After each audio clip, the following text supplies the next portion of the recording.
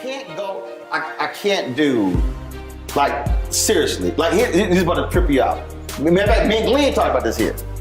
If you ever see me in jeans, I got cowboy boots on. I can't wear jeans. I cannot wear jeans. Because? I just can't wear jeans. I've never liked jeans. It's always been slacks. It might be pants. But if I ever have, the only time you will ever see me in jeans is if I'm wearing cowboy boots. Do you ride? Yeah, I haven't ridden in a while, but that's just, yeah. So I wear, I got about 20 You're pair of cowboy appropriately boots. dressed. Yeah, but I don't know what it is. Even when I was in high school, I didn't necessarily like jeans. I got like 2 pair. Now my dad, he got jeans, he's clean pressed. No. Drive my wife crazy because we'll go somewhere and we're like, oh, it's casual. I'm getting dressed. She's like, what you doing? She's like, it's casual. I'm like, hell, this is casual. Like, what you talking about? Like, she'll throw some jeans on, her tennis shoes, or some shoes like that, whatever. I can't do that. Can't do it. Cannot do it. I couldn't even wear some shoes like that with some slacks. It would have to be loafers. It would have to be, I can't. You're a very interesting man. Well, it was a trip because my dad would do this here. We would be sitting in the living room watching TV or something.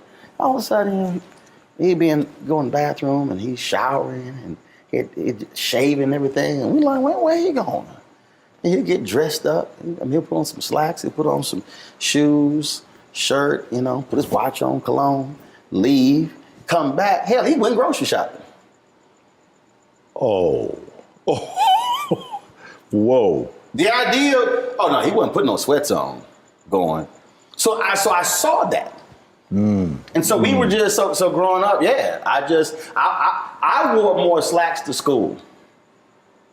We don't dress code, but it's just, I'm absolutely comfortable in a suit, slacks, dress shoes. Church would be over on Sunday. We would be cooking in it. We'd be lounging around. My mom like, y'all gonna change clothes? No, we fine. Me and my brother. It's nothing.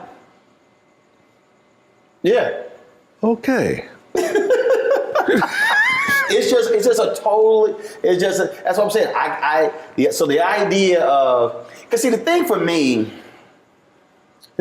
that's about, I love watching old photos of black folks from the 20s, 30s, 40s, who, in the case of, especially the cats in Chicago, who came from down south, they would wear them overalls all weekend, but come Friday night, Saturday night, church on Sunday, they clean.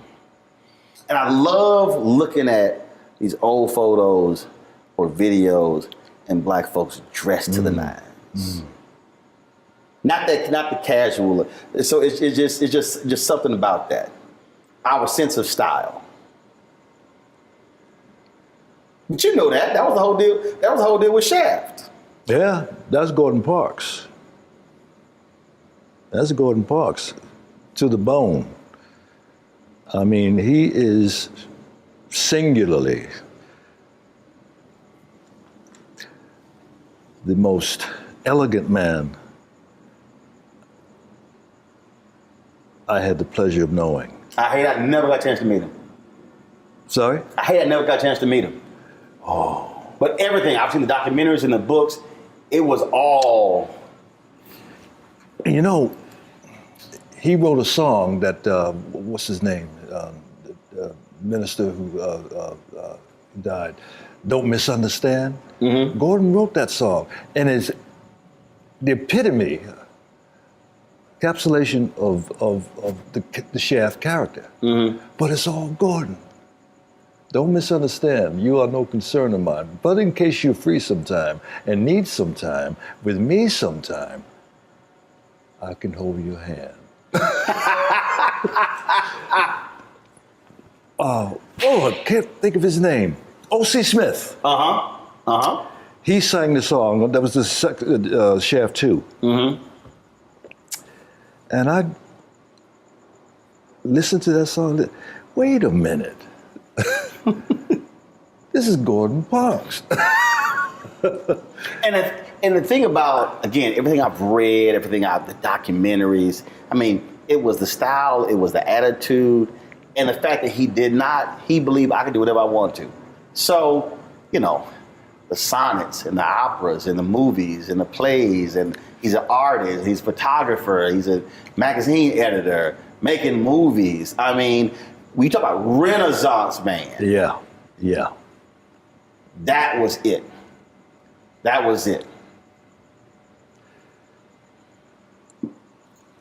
Back then, they didn't have traffic control. And that shot, when I come out of the subway,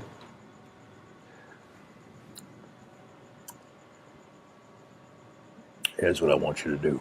Oh, we got a camera up there. And one other.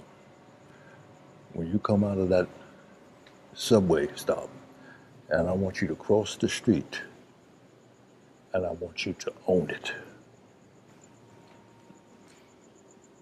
You feel me? No, he didn't say feel me. He said, you understand? Yes. Yeah, I want you to own it. So that crossing in that Broadway, that was improvisation when that taxi cab driver honked his horn. It was all in the moment. And I'm so proud of that because he gave me the license. Probably singularly, one of the best directors I've ever worked with. And I've worked with a lot. Mm-hmm.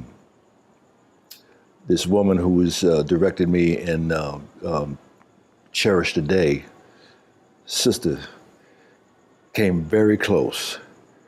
Young girl, young woman. She was magical. And she hasn't been in the business that long. Mm. But you remember the special ones. Mm-hmm. And you never forget the a-holes. Had a few of those as well. See, what I love about, first of all, everybody, people talk about black exploitation, and we'll get to that in a second. But what I think Shaft represented, and you playing Shaft, it represented exactly what he said. Own it, meaning bring all of your authentic black manhood and don't apologize for it. Yeah. And I'm not casting any aspersions on either Sidney Poitier's movies or anybody else. But the thing about, as I look at you in that role, I think about Harry Belafonte, as I think about Sidney Poitier, it's I'm gonna bring all of us to this thing. And America, and even a lot of black people are uncomfortable with full, authentic black manhood. That scares a lot of black people. Because because even we get scared. Oh, hold up, that's a little, man, that's a little too much. Give me an example. Oh, I've experienced it. I think when to be an unapologetic black man scares black people because we have been so conditioned. We have been trained and then subconsciously accepted when we walk into the room, we ease into the room. And that if you walk in your fullness, when he said, own it, who this cocky, arrogant person? Yet mediocre white men go to many spaces like, oh, I belong here.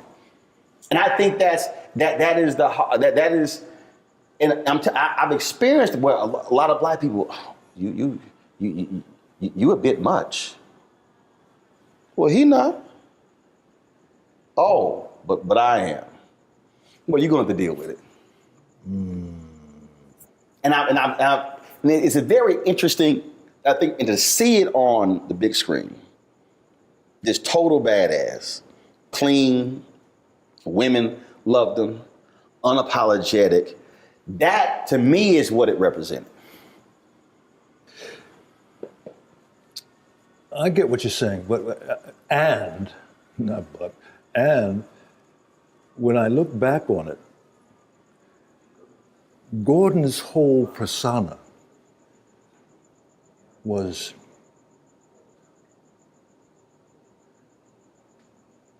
a total at ease with who he was. Yes.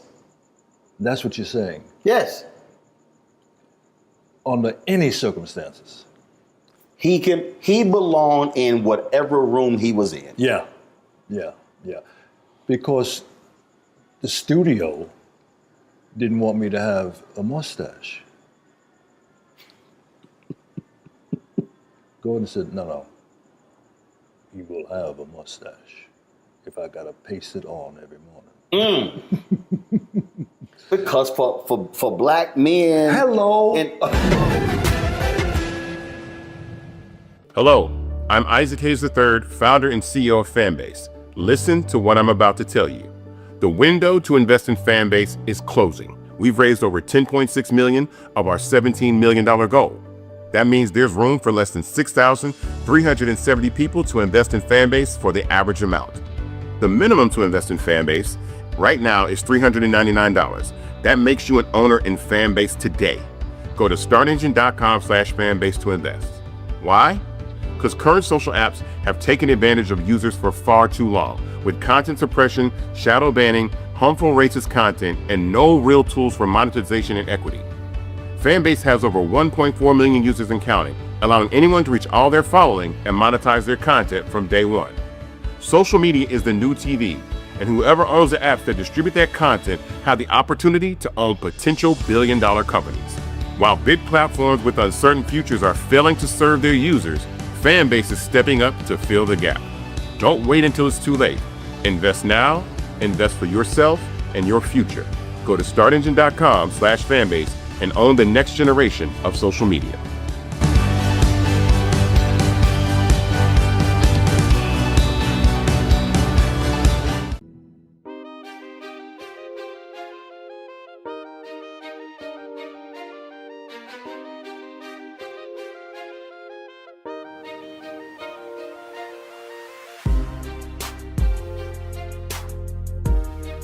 My brother's an alpha. He played spring 87.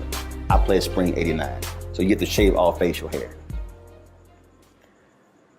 I did not come home after I pledged until a mustache grew back. Whoa. Because I can't. Okay, I'm gonna tell you the story off camera. I gotta tell you the story off camera. All right. My dad will get real mad if I tell this story on camera. Okay. But let's just say my dad made it real clear to me and my brother. You better keep a damn mustache. Remind me to tell you the story. You gonna holler. But I've had that conversation with other brothers who I went to college with, and when they went to corporate America, they shaved their beards, shaved their mustaches, and again, it was conforming to a standard that's not who we are. So for him to say no, he gonna have a mustache. That was another signal you are going to accept the fullness of this black man. Absolutely. Now, you said he gave you the license. Was that you? Because even that has defined you. People, oh yeah, that's the bad man. That's the badass right there. Did you have that attitude before, or were you sort of, hey? No. You want me to shave it? I'll shave it. You want me to keep it? I'll keep it. All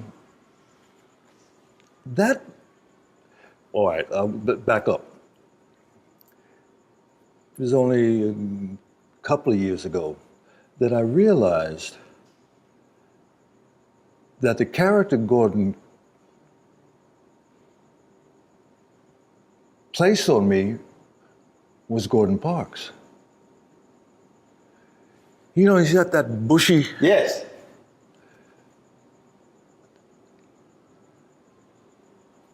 It's hard for me to even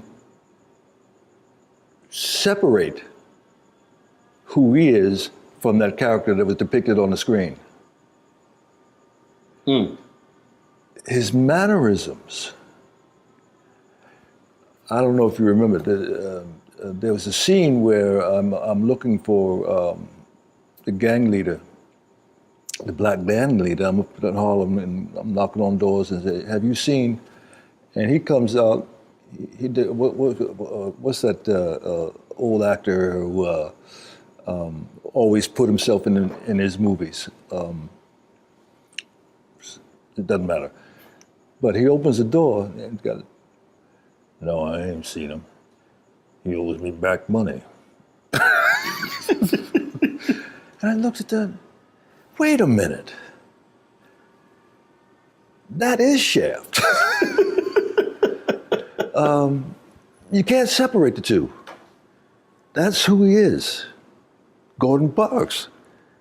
Clean, always clean. Always. Always. Always. I still tell the story, and I love when you told me this, how you used to get really upset that people kept calling you that. And your daddy said, I tell people that all the time. I talk about that story all the time. How your daddy was like, please. Basically, son, you tripping. Yep. A lot of people leave this earth not being known for nothing. Shut up. The reason I tell that story, because it's also the influence of a black father on a son. And I talk a lot about my dad. Mom has been in my life. They've been married 54 years.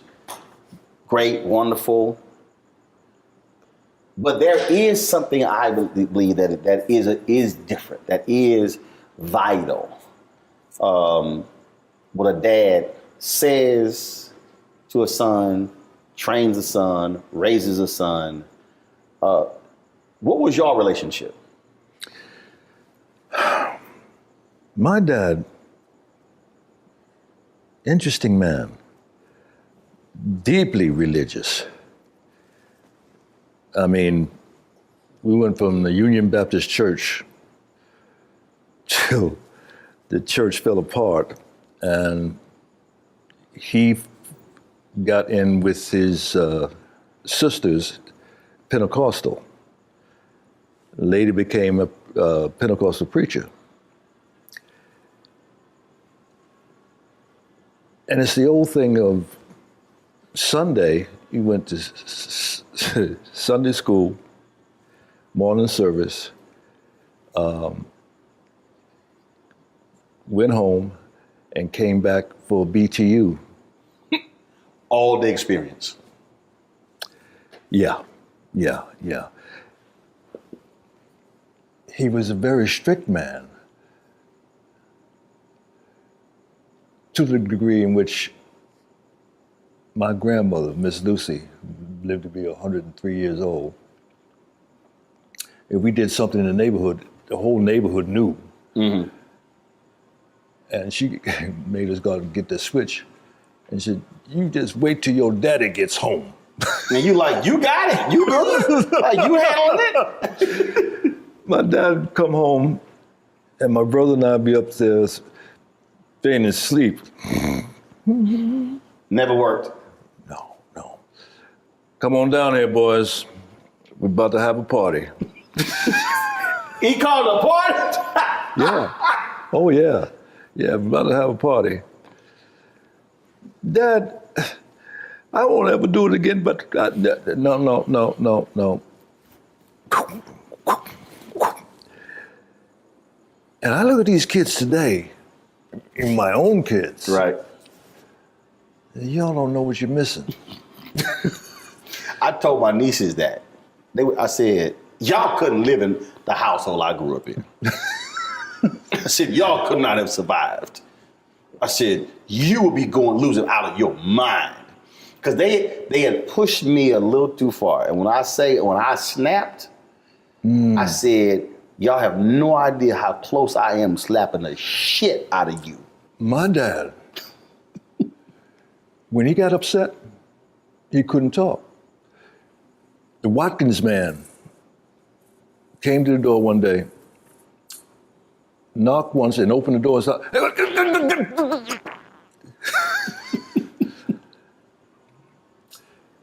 funny story. Alternate summers, we would go to my dad's home in Thomasville, Georgia, and North Carolina, my mom's home. Dad wanted us to experience going to Florida. Thomasville is only about 20 miles from Tallahassee. So my cousin, my brother, my sister, my mom and dad, we get in the car, we go to to Tallahassee. And we pull up at this general store. And this white kid is riding a bike on the wooden planks in front of the store. And Terry gets out of the car and walks up to the kid, said, "Can I ride your bike?" And the kid look at him like, he didn't say anything. "No, come on, just have a ride." Terry takes the bike and is just about to get on it. And my dad come flying out the door, grabbed up Terry, put him in the car. I don't know how fast we got back to Thomasville. But you just don't understand. We are not in New Rochelle. We are in the South. We didn't know what that was all about. But to see him, we knew when he was upset. Right.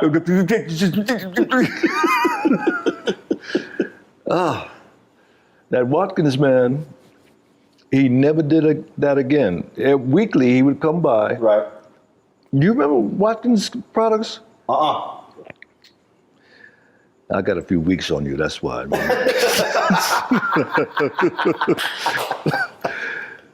But that was part of the neighborhood. The Watermelon Man, the Good Humor Man, the Watkins Man. Weekly would come by trying to sell hair products and Vaselines and everything. I had a pretty good growing up. How did you decide to say, all right, I'm gonna become an Ebony model? No, I didn't get a vote on that. No, I was doing the Ebony Fashion Fair. Right.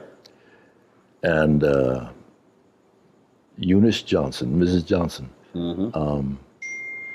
said, would you do an ad for us? And I was doing a little modeling in Manhattan prior to this, very little. And I said, sure. I don't think I ever got paid for that. The Duke product. We were on salary, weekly salary with the Ebony Fashion Fair. 79. We're gonna use you everywhere. How much was it? No, it was 79 cities in 90 days. Right. I don't remember what we were paid weekly, but I was sending that back because I was then married, had 2 children. People don't realize how huge that tour was. Oh, It was a significant fundraiser for many Black organizations. absolutely, absolutely. And after the film came out, I'd go doing promos from city to city. Say, oh boy, I know you did Shaft, but I remember you from the Ebony Fashion Fair. Oh, Because it was a huge deal. big time.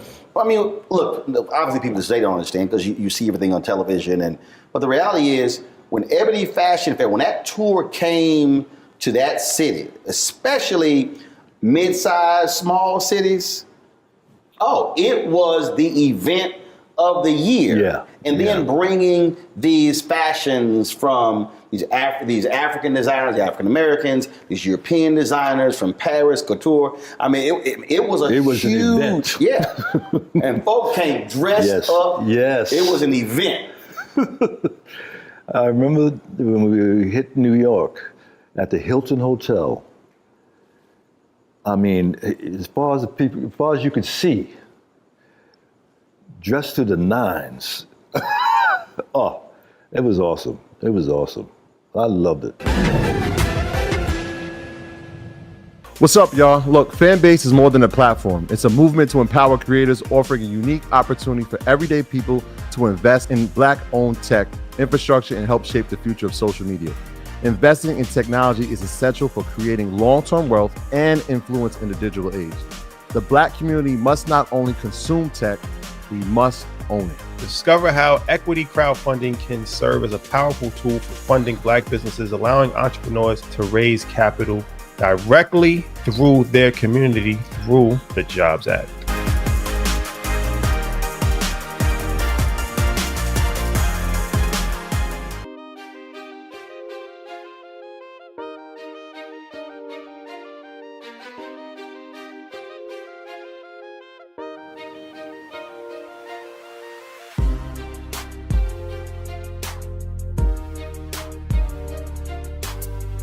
I lied to Mrs. Johnson saying that I'd done runway. We had dress rehearsal, more or less, in Gary, Indiana. Mm-hmm. And I'm watching the girls go out and they go midway and turn around and go to the end, turn around and come back. I said, I can do that. Like they're still walking. But I can't do it like they do it. Right. To this day, I don't know what I did, but when I came out, went down to the end of the ramp, the place went crazy. Oh, I like this. That was a monumental moment for me. Mm-hmm.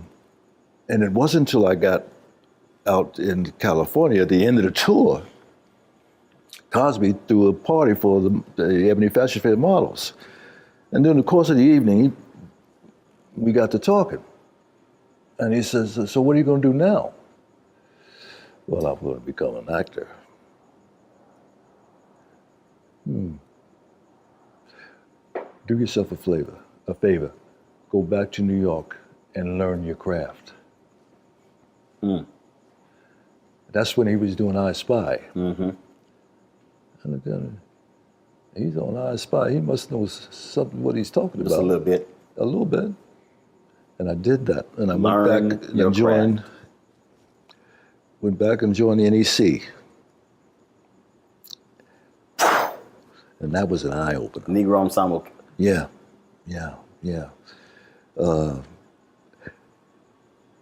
Robert Hooks. I finally got to be participant in the company. Let me bring you another funny story. It was a 3-hour play, and I only had one word in the entire show. Right! Esther Roll, bless her heart. She's sitting next to me, right? And I guess I'd zoned out, and she went, right! Just had one word. Every time I saw this woman, she said, you need a punch? I guessed it on that show once. Oh, Roundtree, you need a punch? But see, that phrase right there, I think is the reason that is so important. Because it's crazy. Today, I literally had a conversation with a young woman, journalist. And it's interesting because I have more sisters who reach out to me for advice and counsel on their career than brothers. It's very interesting. The sisters are like, yo, they will soak up the knowledge. Very few brothers call. And she called me and we were talking, and I said, lost the last job, the last 2 jobs, BS with both. I said, look, get in. I said, I don't care. I don't care about other people. I don't care about their own drama. I said, focus on your skill set. Focus on your weaknesses. I said, identify all your weaknesses. Focus on that. I said, don't focus on your strengths. I said, because your whole goal is to take away if anyone's doubting what you can do, remove all your weaknesses. So minimize them as best that you can. And it's amazing how many people don't focus on the craft. It's not who sees you in airports. It's not who sees you. Because then they always go, man, I want to do what you do. But do you want to do what I did? Yeah. And that's the craft. That's literally watching the video and playing it back. What was your hand position? What were your facial expressions? What did you look like? Were you going to sleep? Were you bored? How were you sitting? How are you asking questions? Studying the craft. And it's amazing how many people in numerous fields don't really think about it. Seems to me that most people want to jump. Oh. You know, it isn't about the path. It's about the highway. Because the path that's actually what you grab onto when you go into a headwind. That's the thing that I use this example with Bishop T.D. Jakes. I said, if you focus on Bishop T.D. Jakes of the Potter's House, and you ignore the Bishop T.D. Jakes who was digging ditches in West Virginia, whose wife they were on food stamps, I said, then you can't understand the Bishop T.D. Jakes at the Potter's House. Lionel Richie said, when B.B. King died, interviewed with Lionel Richie said, Lionel, you cannot write the blues in the back seat of a limousine. Whoa. That's the journey. Yes. That's the journey. Hatred on the streets, a horrific scene, a white nationalist rally that descended into deadly violence. White people are losing their damn minds. As an angry pro-Trump mob storms the U.S. Capitol, we've seen shootings. We're about to see the rise of what I call white minority resistance. We have seen white folks in this country who simply cannot tolerate black folks voting. I think what we're seeing is the inevitable result of violent denial. This is part of American history. Every time that people of color have made progress, whether real or symbolic, there has been what Carol Anderson at Emory University calls white rage as a backlash. This is the rise of the Proud Boys and the Boogaloo Boys. America, there's going to be more of this. Here's all the Proud Boys, guys. This country is getting increasingly racist in its behaviors and its attitudes because of the fear of white people. The fear that they're taking our jobs, they're taking our resources, they're taking our women. This is white fear.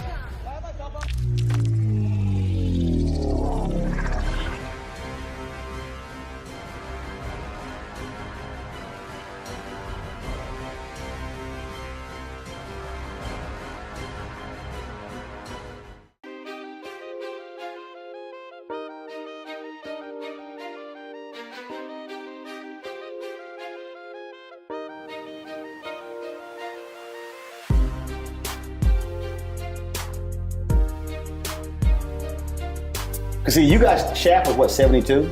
71. 71. So you had been acting for how long before that?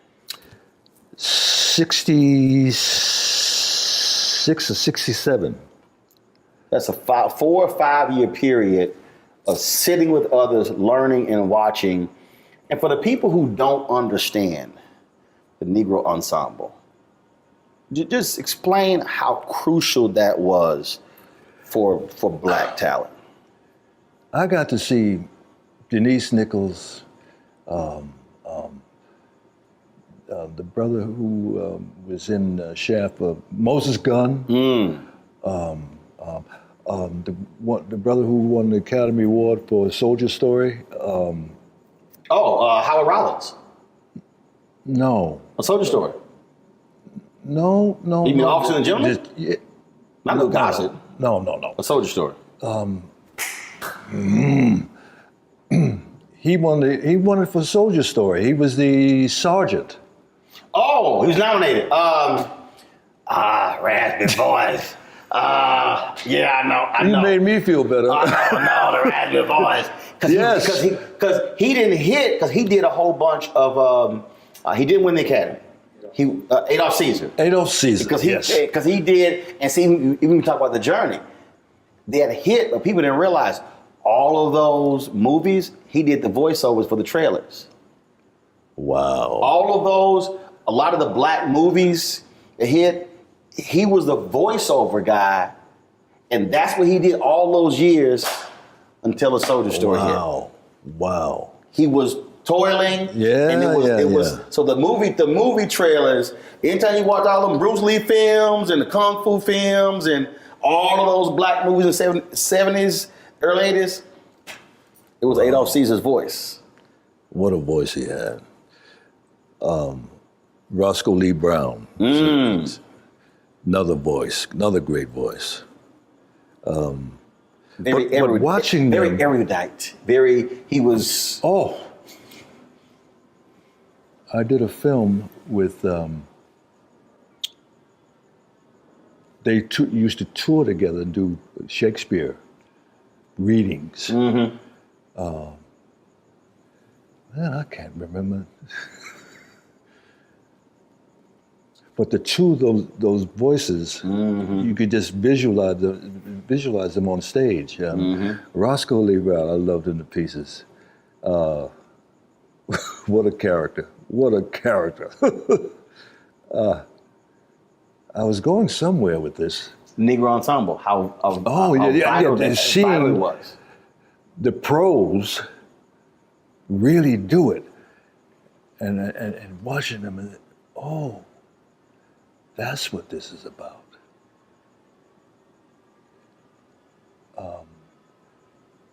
And I finally got into one of the performances, as I said, but I was trying to do modeling at the same time. So doing breaks, I would go do go-sees, what they call go-sees, go to different photographers and show them your portfolio, yada, yada, yada. And I'm sneaking back in one night. Robert Hooks called me, hey, Roundtree, you got to make a decision. Either you want to be an actor or a model, but you can't do both. That's when I started driving a cab in New York. Did that for 2 years. Driving a cab to allow you to be able to make some money, family to pursue this acting thing. Absolutely. I remember I was dropping people off at Sardi's. And I said, one day, I'm going to be dropped off at Sardi's. I'll never forget, I had a fare one night. Woman drove and she asked me. You had a fare one night. Yeah. Those of you who are listening and watching, he did not say, I had an affair one night. F-A-R-E, not A-F-F-A-I-R. See, I pay attention. Let's not get it twisted. I pay attention. And she says, what are you going to do? And I said, I'm going to become an actor. Dissolve come up again after the film had come out. I'm in Manhattan. And I don't know what this meeting was about. Well, she said to me, Richard, you won't remember this, but I was in your cab one night and you told me that you were going to become an actor. She was in marketing for some BBD&O. Right. Wow, really? And it came true. And that night at Sardi's, this was after Gordon told me that you got the role. I was in the telephone booth on 63rd and 3rd Avenue, across the street from Bloomingdale's. Mm-hmm. And that's back when you had to call in to see if you got messages. Right. Message was, call Mr. Gordon Parks. So I get in the phone booth, I felt my coins in and dial a number. And Gordon picks up the phone. Yes. Mr. Parks, this is Richard Roundtree. Oh, yeah, yes. Well, you know, it looks like you got the role. I didn't know whether I'll go blind. First of all, looks like, did I get it or not? Really? Okay, well, wait. You can't tell anyone because it's the end of the year to get lost in the press. We're going to announce it after the first of the year. Can I tell my parents? Oh, of course. Hung up the phone, and I'm walking around town, and my fellow actors and models are saying, hey, you know what? Tree, I think I might have gotten that role. You hear this 2 or 3 different times. Right. You're like, did he well, wait a minute. Was I dreaming that? Or Then Gordon calls me up. I call Gordon, and he says, we're having the press announcing you are the Shaft. You are Shaft. That's Sardi's. Wow. Wow. I get in the limo, when I pull up at Sardi's, oh, Lord. What we used to call, I'm shitting in high cotton. Yes, in high cotton, yes. I get out, and all the press is there, and the actors, and I walk in, and Gordon announces, yes, this is Richard Roundtree, and he's going to play the character Shaft. Oh, magic. I got to share this with you. Miss Lucy, my grandmother,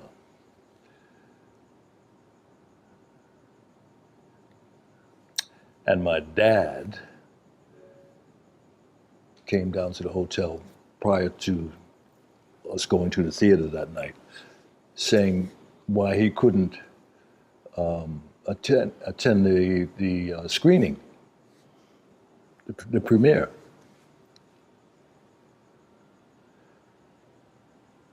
Okay. My grandmother, my mother, and my sister, and I go to this biggest night of my life. Right. Big lights, paparazzi, the whole nine. And we go into the theater. And the lion starts roaring. Film starts. And the first fight scene, my grandmother stood up. Don't you be hitting my boy! The place fell out. Miss Lucy, no, not this movie. Well, You sitting here like, no, I know my grandmother. she's 100% serious. Yeah. She was into it. She was in church. So Dad didn't go? No. Why? Because he's a very religious man. He never drank, never smoked, never cussed, and didn't go to the movies. Wow. Did he ever see the movie? Whoa. I don't think so. I did a film with Tim Reed and Daphne, Once Upon a Time When We Were Colored. Yes, amazing film. Once Upon a Time We Were Colored. Yeah. Roger Ebert said it should have been nominated for the Academy Award. Oh. No, I remember. Oh. I have the DVD. That movie, I told T.D. Jakes about that. No, he was in the audience when I acknowledged the fact that one of the great moments in my life. Let me back up. My dad was out here visiting me one summer, and I sat him down and said, "Dad, I want you to see something." And he sat there, and I'm sitting here. And when the film ended, well done. Woo, I still get chills. Roland, that was a moment. First time he ever said anything about what I was doing. I've been all over the world. People. But that moment, oh! Johnny Roundtree said, well done.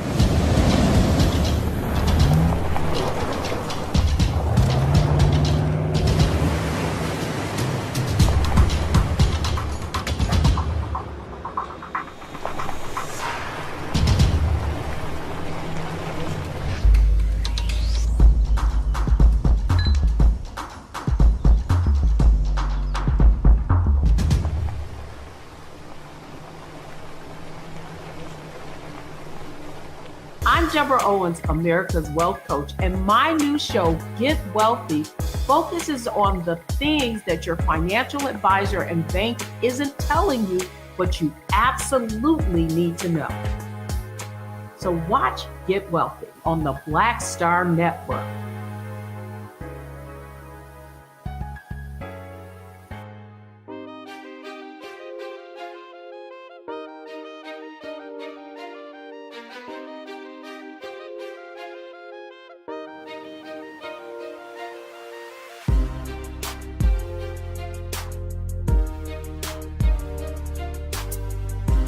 There's something special when the folks who birth you get to see the fruits of their labor. And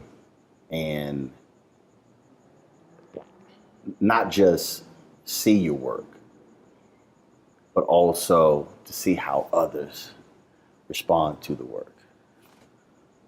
For me, my dad sent me a similar text a few weeks ago. Watch the show every night. It's a news show. Yeah, he watches it every night, of course. If he misses the show, he gets caught up on the replay. He watched every show. He'll call me, tell me, don't put that person back on, she's stupid. I don't know what the hell this dude was talking about. Way to kick his ass, son, way to kick his ass. He do cuss. He don't cuss a lot, I cuss way more than him. But one of the joys for me is to get to bring them into my world and to actually meet people, see people, to experience all of that. Because, and I don't have biological children, you have children, even with the nieces I've raised. It's all that you invested, all them whippings, all those lessons, all those things, to see it actually pay off. Yeah.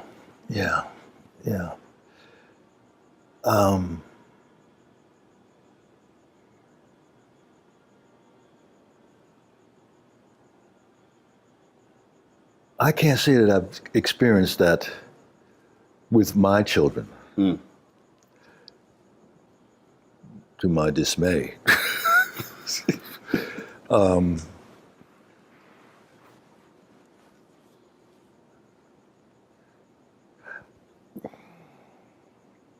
remember being asked a question. Oba Babatunde was doing a similar type thing that he was trying to put on television. And he asked me, how do you feel about what you do affects your children? And I was stumped. The only one, my oldest daughter, who is going for her doctorate degree in race and ethnic studies? Yes. And she is so excited about it, and I'm excited for her. She was interviewed for a documentary that I did a couple of years ago now. I didn't know how much attention she paid. And she just, well, my dad, you know. Oh, yeah, okay. And she's the only one of 5. I don't know if I should say that. That calls me up just to call me up and doesn't ask for anything. Mm-hmm.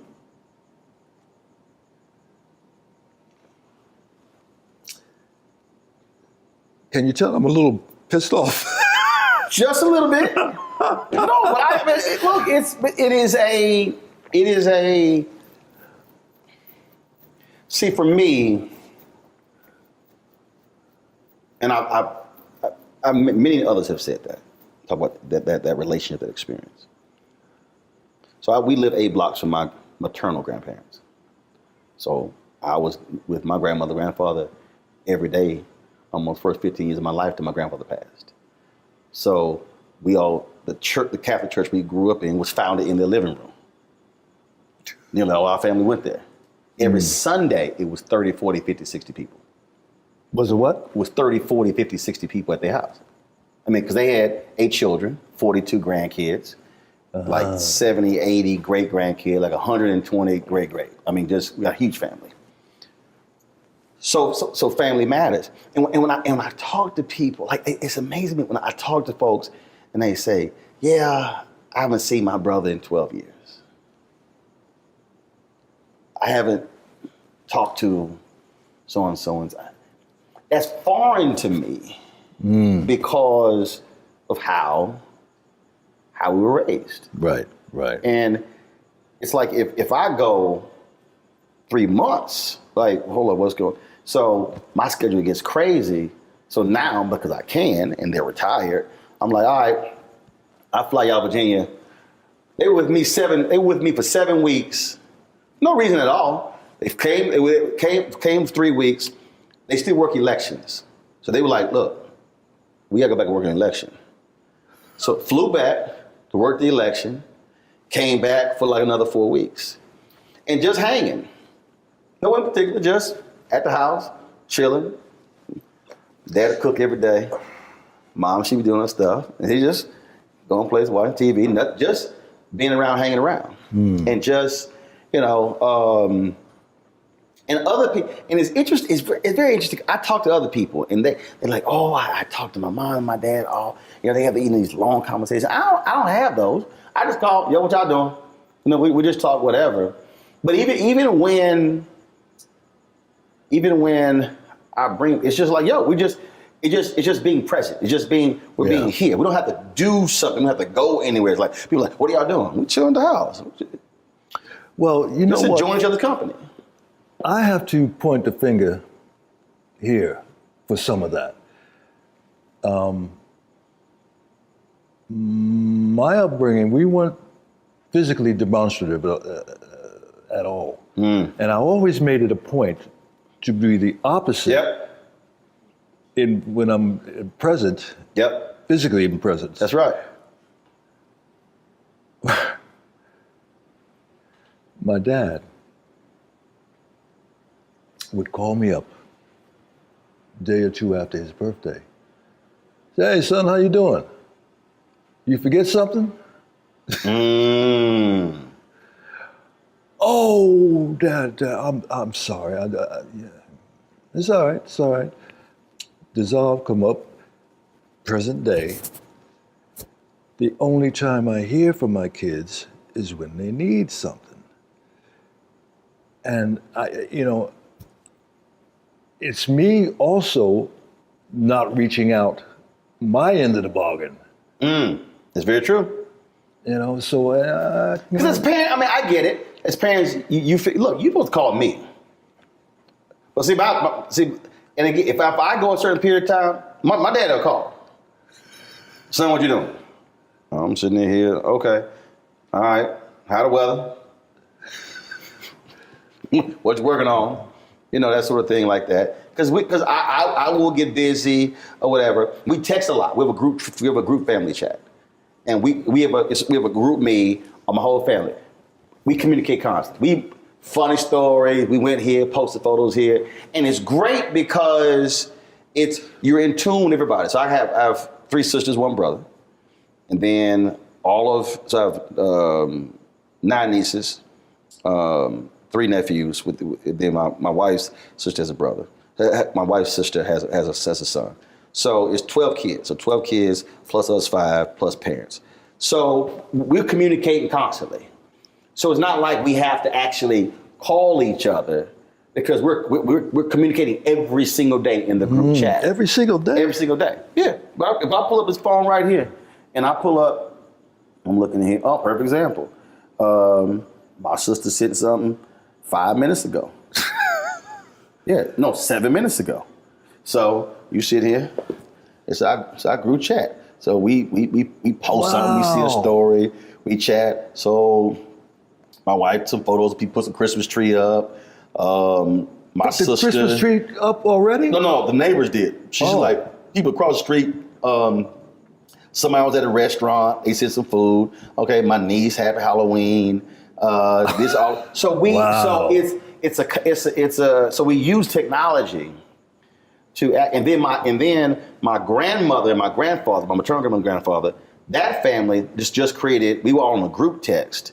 We just created that chat as well. So we are sitting here because you can't call everybody. Like I said, a huge family, you can, but it's our way of just being able to communicate and talk with one another and share with one another. And that way you're keeping up. So like my nephew got engaged, boom, photos are posted on there. We saw it there as well.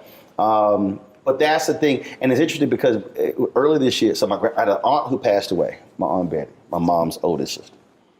And I was on the group text. I said, why aren't we getting together like we used to? I said, I understand COVID. And I said, we should not be doing get-togethers at funerals. Should not what? Be doing get-togethers at funerals. I said, because when somebody dies, if you have no memories to discuss because you never got together, shame on those who are here. And they were like, well, there's an annual event they have at the Catholic Church we grew up in where they celebrate the founders. I said, that's March. Why? I said, can y'all tell me why we gonna wait 9 months? I said, why are we waiting 9 months to get together? And as I'm saying this, my aunt, the second oldest sister, she dies within 6 weeks. So we go back for the funeral. And so I just told y'all, because at the end, one of my cousins, she died at 50. So we've lost 2 aunts and a cousin in the span of, like 4 months. I said, y'all, don't wait for March. So we're doing a Thanksgiving. I said, y'all, we literally grew up seeing each other every weekend. I have no memory of spending the night at a non-family member's house. I had too many cousins. I literally didn't have friends growing up. Wasn't no room. You invite no friend to the house for dinner. It's 42 cousins. Ain't no room. So, and so I said, y'all, why are we waiting? And I think what COVID has done, I think COVID has taught a lot of people why doing get-togethers are important. Why just I haven't done it in a while, but when I used to come out to LA, I would do these dinner parties, and it was just I said, y'all, I can't eat lunch with everybody. I can't eat breakfast or dinner, so let's just do a dinner party. And if you're in town, you're in town. Wasn't no dress code. You want to come dressed? You want to wear jeans? You want to wear shorts? It don't matter. They were like, well, I said, and it was all by text message. So it was literally, yo, I'll be there next week. We're going to meet at so-and-so's crib. You can make it. And then it'll be 60, 70, 80 people. And I call them. 60, 70, 80 people? Yes. You got to understand. I told you. That ain't nothing for me. We could cook for 60, 70, 80. Because that was an every weekend get-together with my family. So that's like, seriously nothing. I had a party at my house. And they were like, how many people you invited? I said, man, about 100. They were like, oh my God, 100. I was like, y'all, that ain't a lot of people. You're like, well, how you cook for 100? I was like, easy. Big ass pot of gumbo, big ass pot of crawfish etouffee. I'm like, what's it? Because that's literally how I grew up. But it was the point of fellowship, seeing each other, having fun, for no reason at all. Didn't have to be somebody's birthday or holiday. Richard ain't lying. This is how it would start. It's Tuesday night, school night. And again, we live 8 streets down from my grandparents. Somebody might drop by my grandparents' house, see them. And they come by our house. All right, come in. The phone ring. Hey, what y'all doing? Oh, we're just sitting there talking to Lurdy, my aunt, my mama's sister who just passed. Oh, really? Okay. What y'all? I'm gonna swing on by. All right, so they come on by. Then all of a sudden, they might call somebody. Yeah, I'm about to swing by Uncle Reginald and Auntie Melda's house. Oh, really? What y'all do? Oh. Well, wow. Next thing you know, 8 people, 12 people, it's 15 people. Then, well, hell, we hungry. So, mama go cook something. Dad might be behind the bar playing music. We got school the next day. Man, this thing done turned into a family get-together. It's 20, 25 people on a Tuesday night. And we sitting here laughing, they drinking, eating, we do all sort of stuff. Folks might break some cards out, whatever. And it turned to an impromptu, whatever, no reason get-together. Those are the memories that we have when we reflect later in life. Oh, I remember that night, or I came by, or we had them all the time. They were, when I say it was a huge part of my entire upbringing, that was constant. The only time we had people at the house was on Sunday between services. The preacher, Reverend Hooper. Woo! Reverend Hooper. Did he get to sit at the head of the table? No. That was Daddy. Yeah. Yeah. And the bad part about it, with either my dad or Reverend Hooper would say blessing. And we looking at the food. And you like, I should have eaten a snack before this prayer. Yes. Oh, that went on. And we'd have my cousins there because my dad was pretty much the father to my 3 cousins. They call him Dad, as a matter of fact. That was the only time I can point to that even smacks at what you're talking about. It was, so for us every Sunday is my grandparents' house. It was so many of us, man, summertime, my grandfather used to coach his sons and all the boys in the neighborhood to play baseball. So we had family softball games. I'm talking about we bring out the whole family play. We would go to the park, because we had that many family members. We could field 3 teams. It's 9 on 9 again. Where would the visiting team sit? No, I'm telling you, it wasn't no room. So we had enough players and fans. Wow. We had players, fans, and umpires. We could outfit the whole joint. Everybody would bring their bats, their gloves. We telling the whole family. That was my childhood. I'm telling you, I cannot give you a memory of going and hanging with another family. No, we were always together. It probably were 2 or 3 parties growing up that we went to. My dad would drop us off, and I remember one time he pulled up and he was like, "Okay, who are these people?" So he went inside. I need to know whose house this is. Whoa. Who y'all gonna be here? Cause his whole deal, he saw folk outside and they were drinking, he was like, yeah, come on, we all getting down. I'm telling you, I know, it was like, okay, so y'all the adults, okay, this your house? Y'all gonna be here the whole time? Okay, I just wanna make sure that they're gonna be adults here who are, and me and my brother like, no, wow. Seriously, bro. He's like, okay, I'll be back at 11:30. Bro, wow. Give me that look.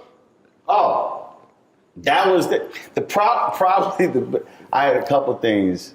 I mean, you grow up, you know, I'm just gonna leave him alone because him crazy. Like just gonna, some people want to try their daddy. Mm-hmm. Nah. We weren't gonna go there. We're gonna go there.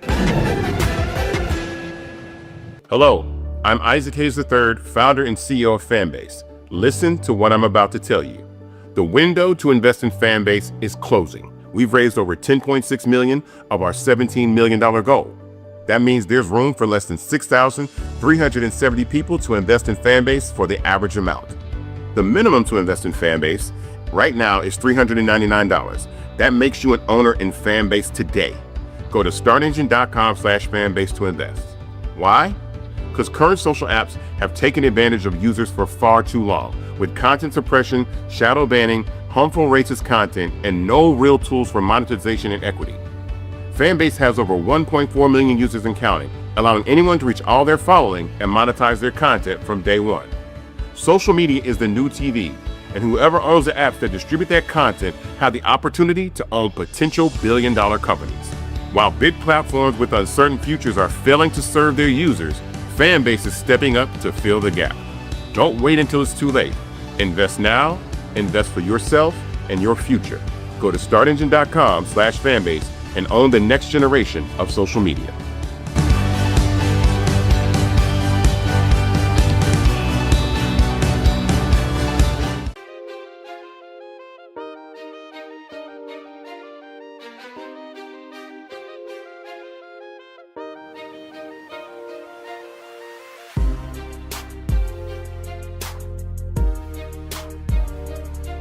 We went grocery shopping with my mom and my dad. And it was a Walgreens next door. So I was coming back, I hear these 2 white men say, let's go get that nigga. Said what? Let's go get that nigga. And I hear it very clearly. I was like, oh shit. I run to the store. So I run to the store. I tell my dad's like, let's go. Now mind you, my dad was not a hothead, wasn't getting into fights, but if you mess with his family, like, let's go. Mom was like, Reginald, what you doing? Woman!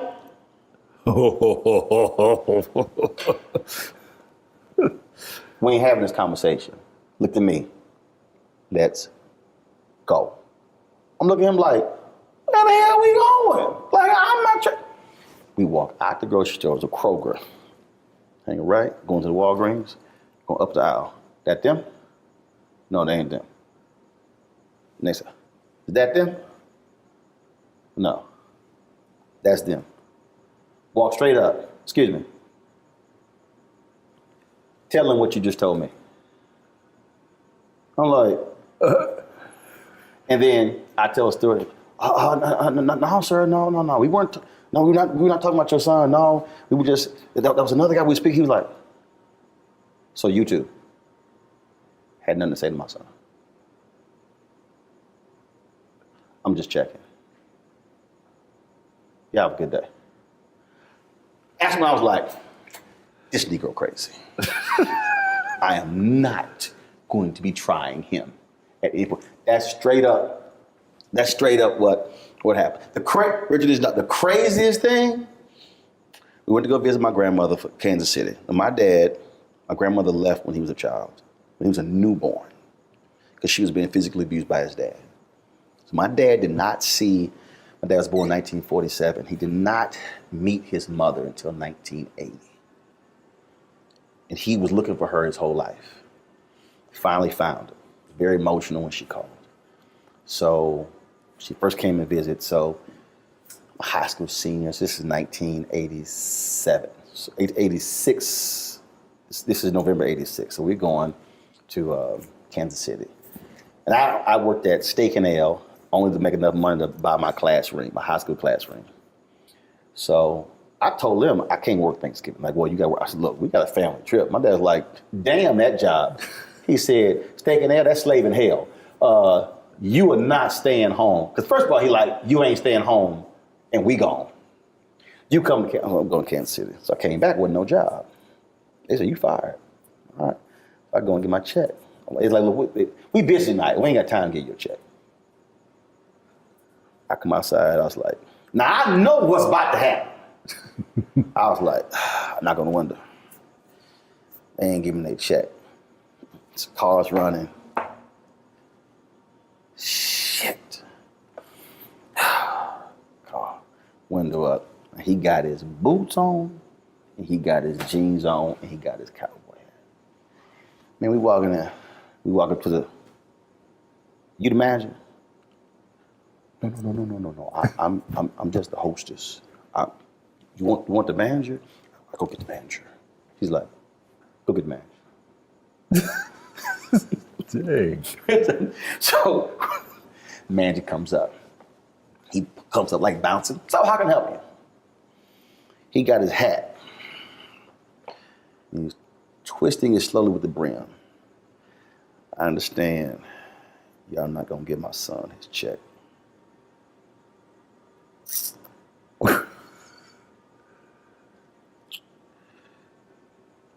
I'm here for his check.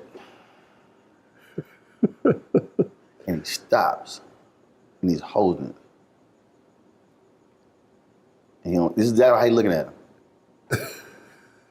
Guy's like, I'll be right back. So he runs into the office, gets the check. He comes out, sir, here you go. He goes, hand it to him. He wouldn't take it. Made him hand it to me. He was like, thank you. Walked out. He's a bad man. He's a bad man. I'm gonna give you one more, Rich. I'm telling you. I had a flashback. Go to Popeyes.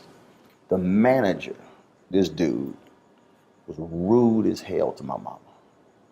Rude. My mama came home and talked like that. And then we could have bought stock in Popeyes, the amount of money we spent at that Popeyes. My dad was like, he did what? So the next day, my dad got dressed and went to that Popeyes and walked in. He was like, you the manager? Yesterday, my wife came in here and bought some food, sat down, and ate that 3-piece in an hour. Staring at homeboy the whole time. I told you he crazy. Whoa. I'm gonna leave that Negro alone. I'm gonna leave that one alone. Bad man. Yeah. Yeah. That's what I grew up. Just The look in your eyes when you, damn. Woo. How you think I felt like, yeah, we ain't messing with him. We could joke with my mama. We be playing and stuff. We be having fun joking with my mama. We could play my dad for about 15 minutes. He like, all right, we through playing. Oh shit, all right, guess we gonna go ahead and play with mama. Yes, sir. We done with him. Yes, bro. sir. That was, dude, it is, that's why I'm saying it is something different, which is why for me, raising my nieces, that's so important. That figure, that male figure, what they represent, what they give to you, what they invest in you, is so important. Yeah. It's so important. That's what I'm missing. I'm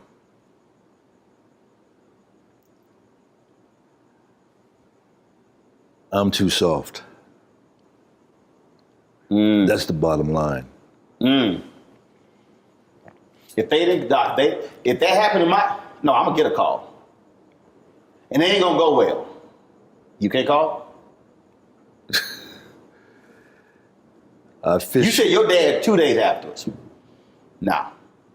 Birthday's at 12:01. If my ass does not call between 12:01 a.m. and 11:59 p.m., there will not be waiting 24, 48 hours. You gonna hear. Matter of fact, I'm gonna hear a week before. You coming home? Wow. Oh yeah. Because his mother left when he was newborn. Dad was murdered when he was 9 by his second wife. So family is huge for my dad. And so then with my mother, all the family being all around, family is huge for us. It's huge. It's huge. And nothing gets in the way. And that all emanates from him. Both of them. But really for him, because of what he didn't have. Yeah, I totally get that. And so, so for my mom, I mean, absolutely, her brothers, her sisters, and then because we didn't spend a lot of time around my dad's brothers and sisters. Nearly our entire life was all around my mom's brothers and sisters. My grandmother had a catering business. I was 7 years old. I was 7, we were catering weddings, all this sort of stuff. So we spent so much time around them. It was, but it's just, but just the value of what that means. The power of family. And it's never too late. See, you said they don't call. Don't matter what happened before. Seriously. If I'm you, the moment this interview is over, I'm gonna call one, I'm gonna say, call the other on the 3-way. And you call the other on the 3-way. I don't give any excuses. We'll force it to happen. No, we getting together. Oh, I ain't got no money. You ain't got to pay. But you getting together with family. Because time is finite. They got kids? Yeah, I've got 2 grands from my younger of the first marriage. How often do you see them? I haven't seen my grandkids. Well, one came out here last year before the pandemic. Right. And I haven't seen my youngest daughter, and she lives in Venice. Oh, hell no. You got an address? No. See? I'll be at the house. I would. Oh, I don't question. I'm not questioning. I'll be like, yo, you got her address? Text it to me. Then I'll show up at the house. Hey, girl. It's a whole different deal. You know how the cousin got mad at me because she's like, you slapped your mama on the butt? I'm like, yeah. I come home like, what up, woman? You got to be lying. No, I do. Oh, my goodness. No, I am straight up. Cause guess what? I saw my grandfather slap my grandma on the butt. I saw my daddy slap my mom on the butt. I did the exact same thing to my wife. I come home, hey woman.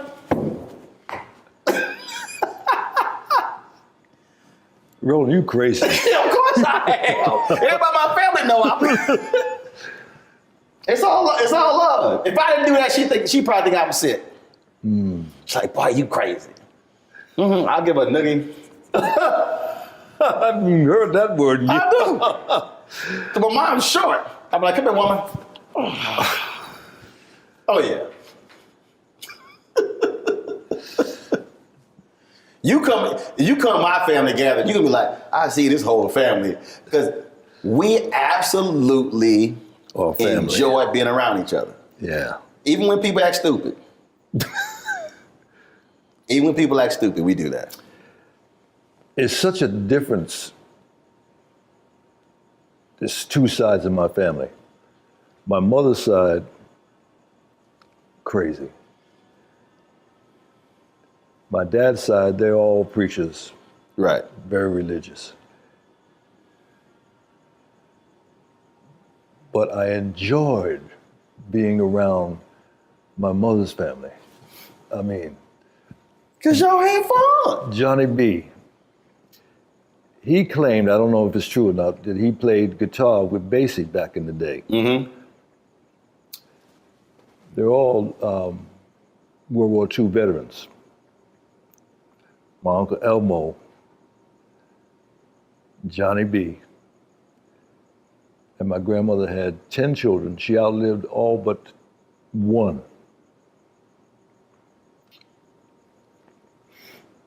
Johnny B. loved the juice. And he was over to dinner at our house one night with his girlfriend. And they both kind of in the bag. And my brother, mischievous as he was, he loosened the cap on the salt. And she took the salt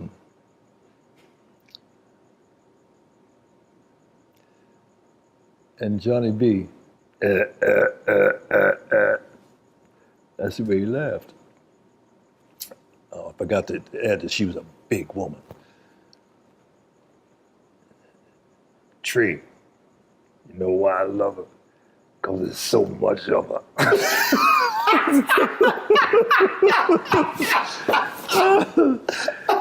Oh, he was a mess. He was a mess.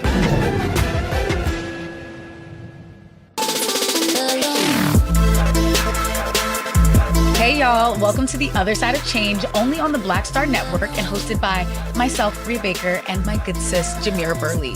We are just two millennial women tackling everything at the intersection of politics, gender, and pop culture.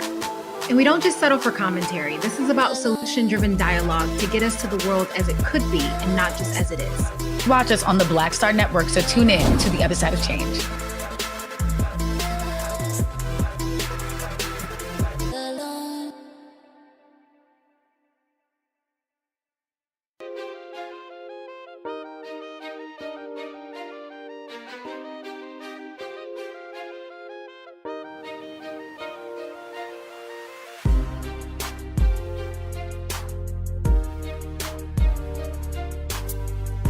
When we moved uptown, so to speak, at New Rochelle, I was in high school at this point, but I always kept liquor in the house, right?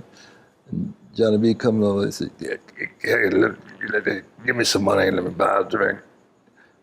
I said, yeah, help yourself. No, I can't drink that stuff. I need some wine.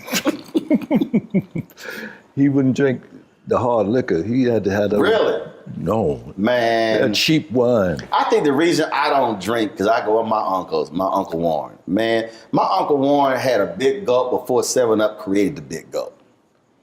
Man, my Uncle Warren, I'm telling you, my Uncle Warren would drink, and it was so funny. I'm telling, growing up was hilarious. Man, Again, people just drop by. My dad's like, oh shit, Uncle, man, hide all my damn liquor. I know he gonna drink all my liquor.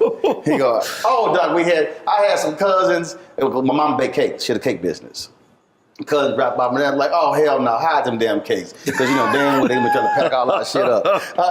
I'm telling you, we love family, but it was something, hell no, don't come in here with your own Tupperware thinking you're gonna cut all this food off. We invited you to eat, not everybody who at your house.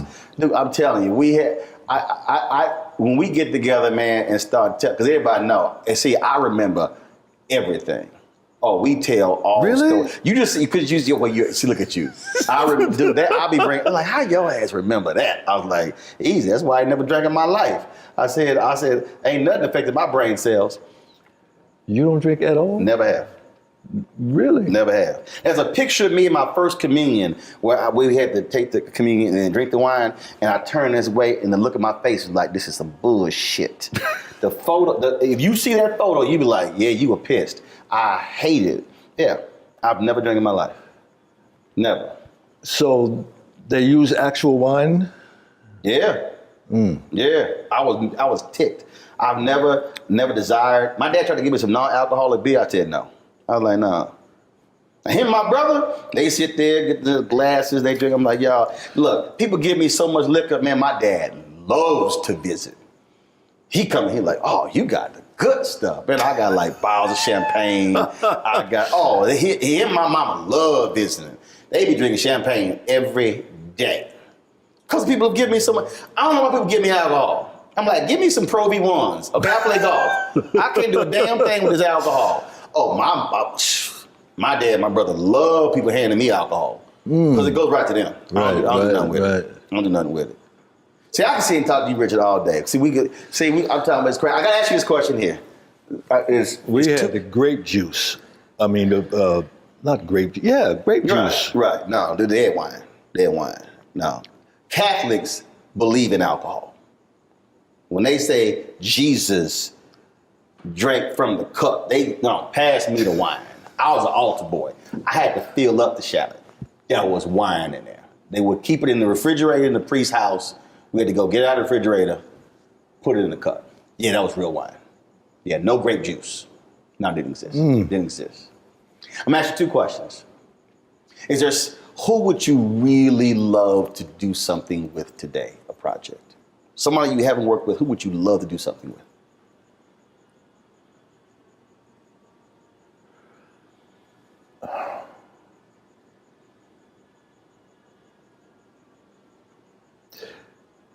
Actor, director, doesn't matter who it is. Black, white, doesn't matter.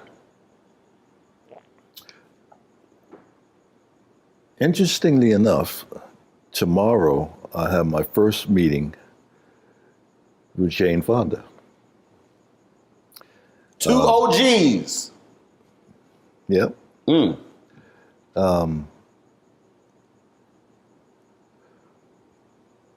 But looking back, most of the people are not even here anymore.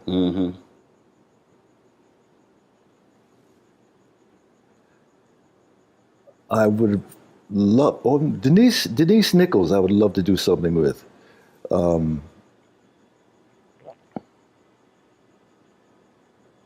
This movie that's out right now, I haven't seen it, The Harder They Fall.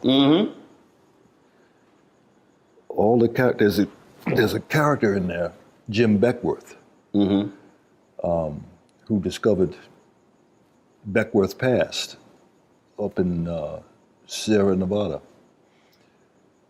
I've always wanted to do that character. And I was so excited to hear that he is one of the characters in The Harder They Fall. Now, Glenn, he said when I asked him this question, he said to do an authentic Western. And he said he's working on it. Give your boy a shout. Give your boy a shout. Yeah. He's working. He's one of my heroes. I mean, there's nothing he can't do.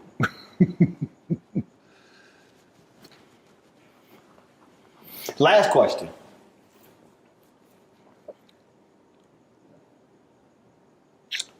A 100 years from now. 100 years from now. Young person. Just coming across YouTube. They're streaming something. They might see you in Shaft. They might see you on Rock. They might see you Lincoln Heights. They might see you in anything. And if that kid says, who is this Richard Roundtree guy? And they could Google it, but that's really somebody else saying something.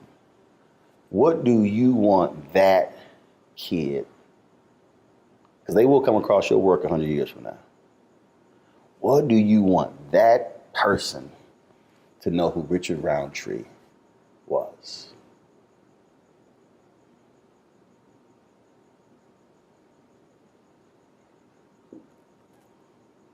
Classic gentleman.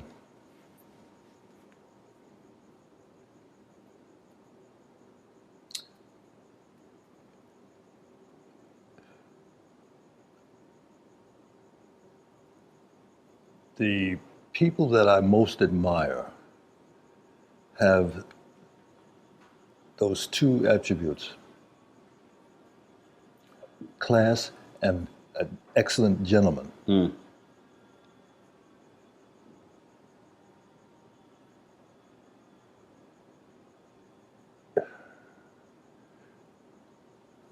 Gordon, Sidney P. There's a innate classiness that you immediately hone in on. Mm-hmm. I'd be proud of that if I had a piece of that. Absolutely. Well, I've been wanting to do this for a long time. We've talked about it. I'm glad that we got I love a chance. sneaking up on you when you. Do you remember that? Yes. I remember that. It was a red carpet. I remember the Icon Man when we had a conversation about, and I had to give y'all this actually happened. I had to give you some advice. Remember, there was a woman you were interested in, but you were a wee bit. You said she was intimidating, and I said, Richard, is she all that? You were like, yes. I said, go for that. Oh, I remember. That was in Atlanta. It was Icon Man here in LA. Remember that dinner? They had us all at the different tables, and they grouped us, and then they said, okay, now it's conversation time. Oh. And then we were talking about, and I was like, hold up. You Shap. I said, he was like, you like, nah, but no, this is strong, sister. It was a really interesting conversation. And so we were going, I was like, Richard, go for that, Richard. Paula Kemp. I don't know. I ain't never met her, but I was like, go for it. Yeah. Yeah. There are times when you feel very confident, and there are times that you're squirmish. And that was one of those times. I don't know about that. No, I can envision you being squirmish. No, because I'm gonna tell you why. There were things when you talked about doing the opposite of when you see something. There were opportunities that were presented to my parents growing up that for whatever reason, they were afraid to go after. And I said, that will not happen to me. I literally said, that will not happen. And I was like, what are you doing? There were people who wanted my dad to run for city council in Houston. My dad was like, my parents didn't go to college. We didn't like we had money. Parents never made more than $50,000 combined. But they were so committed to civic duty and purpose that people saw that and it was authentic and they said, you should run. For whatever reason, chose not to. But I was a kid, I was 13, 14, and I saw it and I was like, that will not happen. And my dad introduced me in this church, and he's like, I don't know where my son get this from. I'm like, I get it from my parents. But I decided then, if I want something, I am going after it. And I will be relentless. I'll be fair, I'll be decent, I'll be respectable, but I will be relentless in getting it. Somehow I get that from you. Somehow. Been that way since I was a teen. Been that way since I was a teen. That's what drives me. My brother, great chatting with you. Thank you. And you know, I love you. Love your work. It's always good chatting with you. Absolutely. Always. Thank you, brother. Yes, I appreciate it. Appreciate it.